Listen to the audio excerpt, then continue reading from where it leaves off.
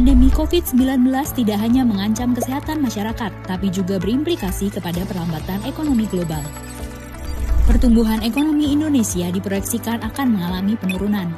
Untuk itulah, Presiden mengeluarkan peraturan pemerintah pengganti Undang-Undang Nomor 1 Tahun 2020 tentang kebijakan keuangan negara dan stabilitas sistem keuangan. Perpu ini memberikan fondasi bagi pemerintah, otoritas perbankan, dan keuangan untuk melakukan langkah-langkah luar biasa dalam menjamin kesehatan masyarakat, menyelamatkan perekonomian nasional, dan stabilitas sistem keuangan.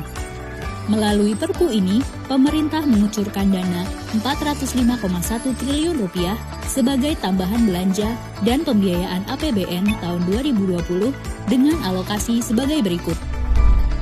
Rp75 triliun untuk belanja di bidang kesehatan, perlindungan tenaga kesehatan, terutama pembelian alat pelindung diri dan pembelian tes kit, regen, ventilator, dan lainnya. Upgrade rumah sakit rujukan termasuk Wisma Atlet. Insentif dokter, perawat, dan tenaga rumah sakit. Santunan kematian tenaga medis, serta penanganan permasalahan kesehatan lainnya.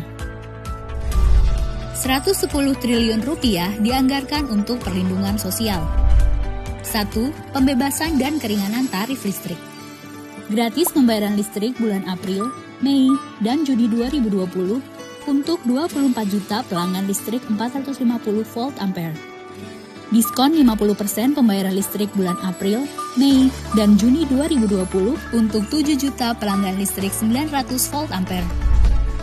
2. Keringanan pembayaran kredit bagi ojek online, sopir taksi, pelaku UMKM, dan nelayan dengan penghasilan harian dengan kredit di bawah Rp10 miliar mulai April 2020 melalui aturan yang diterbitkan oleh Otoritas Jasa Keuangan. 3. Cadangan Rp25 triliun untuk pemenuhan kebutuhan pokok serta operasi pasar dan logistik. 4. Kartu sembako, penambahan menjadi 20 juta penerima manfaat, Rp200.000 setiap bulan selama 9 bulan. 5. Program Keluarga Harapan, penambahan menjadi 10 juta keluarga penerima manfaat. Untuk ibu hamil, Rp3 juta per tahun. Untuk anak usia dini, Rp3 juta per tahun. Dan untuk disabilitas, Rp2,4 juta per tahun. 6. Kartu Prakerja untuk 5,6 juta orang pekerja informal serta pelaku usaha mikro dan usaha kecil yang terdampak COVID-19. Penambahan dari Rp10 triliun menjadi Rp20 triliun dengan nilai manfaat dari Rp650.000 sampai Rp1 juta per bulan selama 4 bulan ke depan. Rp70,1 triliun untuk stimulus sektor industri. 1. Stimulus fiskal. Penggratisan PPh 21 untuk para pekerja sektor industri pengolahan dengan penghasilan maksimal Rp200 juta per tahun. Pembebasan PPh pasal 22 impor untuk 19 sektor tertentu, baik di lokasi pajak kemudahan impor tujuan ekspor atau KITE dan non-KITE. Relaksasi PPh pasal 25 sebesar 30% untuk sektor tertentu, baik di lokasi KITE dan non-KITE.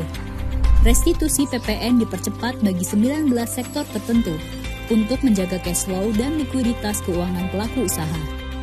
Penurunan tarif PPh badan dari 25% menjadi 22% untuk tahun 2020 dan 2021, serta menjadi 20% mulai tahun 2022. 2. Stimulus non-fiskal. Penundaan pembayaran pokok dan bunga selama 6 bulan untuk semua skema kredit usaha rakyat yang terdampak COVID-19. Menjamin ketersediaan barang yang saat ini dibutuhkan, termasuk bahan baku industri, dengan kebijakan penyederhanaan larangan terbatas ekspor, penyederhanaan larangan terbatas impor, serta percepatan layanan proses ekspor atau impor melalui National Logistic Ecosystem atau NLE. Rp150 triliun untuk pembiayaan program pemulihan ekonomi nasional. Mari bersama menghadapi tantangan kesehatan dan ekonomi akibat pandemi COVID-19 ini. Jangan lupa untuk selalu disiplin menerapkan jarak aman atau social distancing. Hanya dengan kedisiplinan, kita dapat mencegah penyebaran COVID-19. Kita bangsa besar, bangsa petarung, bangsa pejuang. Bersama kita dapat menghadapi tantangan berat ini.